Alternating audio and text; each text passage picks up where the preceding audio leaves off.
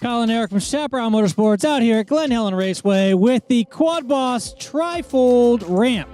Now, the nice part about this ramp is it's nice and wide. It fits the track of both wheels of your vehicle and is tied together in the center so the ramps don't slip apart. Let's take a look at the total measurement of the length of this ramp to begin with. We are looking at 71 inches or 5 foot 11 inches. This ramp has a max capacity or a weight capacity of 1,500 pounds, and it easily spreads apart. Let's get the width of this guy real quick. So the folded width, we're looking at 2 foot 4.5 inches.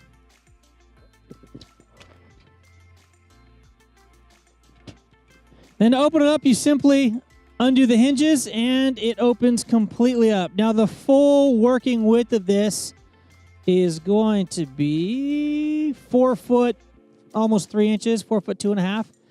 It's going to be the total working width of the ramp. Now, as you notice, you have two different tie downs here. It's got a single hook on one end, and it's actually tied to the ramp at the other. That's going to allow you to be able to remove that strap, bring it up to the bumper of the truck. Now, if you were loading a vehicle, you would absolutely do both of these. So this side, you can see the stowed away position of the strap. And over there, Eric is working the strap to show you what it looks like when it's installed. That's going to keep the ramp from slipping away from the truck when you're using power to get your vehicle up and in the truck. Or even if you're pushing a vehicle up, if you're pushing here with your feet away while your body is pushing the vehicle up, it's very easy to kick a ramp out. I've done it before. It doesn't feel good. To go ahead and fold this ramp up, it's really simple. It just folds on the two hinges, and boom, there you go. Now we're going to move this ramp over to the lifted truck. It's currently sitting on a two-wheel drive Dodge 1500.